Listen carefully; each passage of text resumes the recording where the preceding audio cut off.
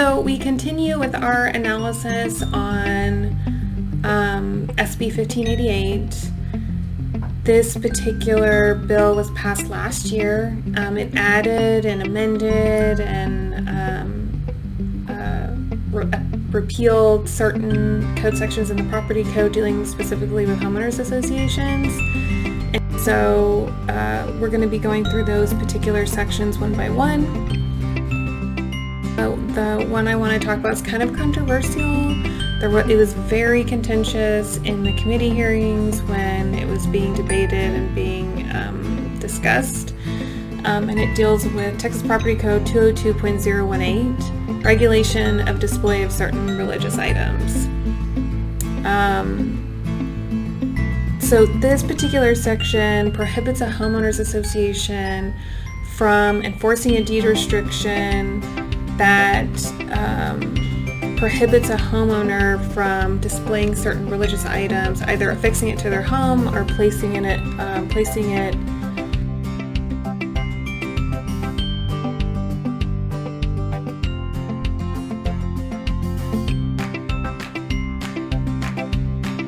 on the property. So this creates an issue on what is considered an owner or resident's sincere religious belief. Where attorneys are going to be having a difficult time determining whether the homeowner has a sincere religious belief. I think that we'd have to look at all of the facts surrounding why the homeowner placed the item in front of their home, but doing that's going to be difficult. I think it creates an issue, especially with the wording. So when you look at this particular wording in precedent in other cases, this is sort of along the same lines as the Establishment Clause in the U.S. Constitution. So the First Amendment to the U.S. Constitution dealing with freedom of practicing your religion. So some of the cases that I was looking at talk about how they determine whether that is someone's sincere religious belief. So there were certain cases in regards to drafts if people were conscientious objectors of participating in war.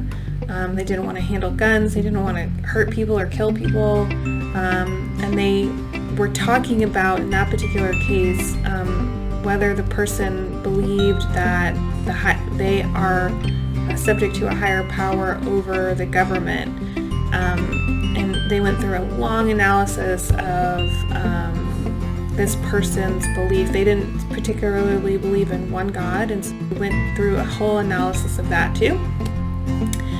I'm not going to go into whether that was right or wrong, or whether the person, believed in something that was normative in our culture.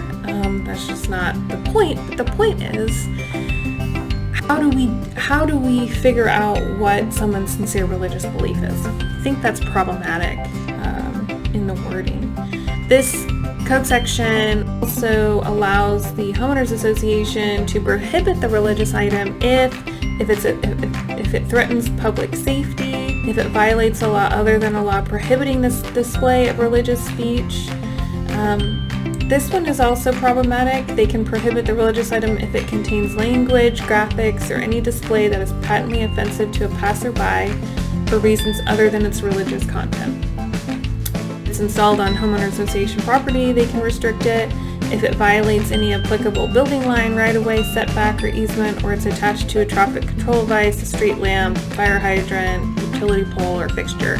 If a homeowner passes by someone's house and sees the religious item and is patently offended by the item for any other reason other than its religious content, then they can restrict it.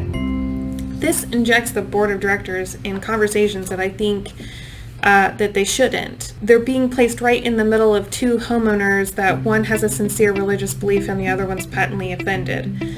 How do you deal with those conflicts? How do you balance the interests of both homeowners? So it does place the association, the board of directors, in a really difficult position.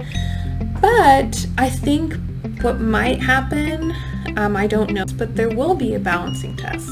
It's a tough statute to run through, but I would say the purpose of it probably was sure that people who do want to display certain items in their yard or affixed to their home, that they're guaranteed to do that.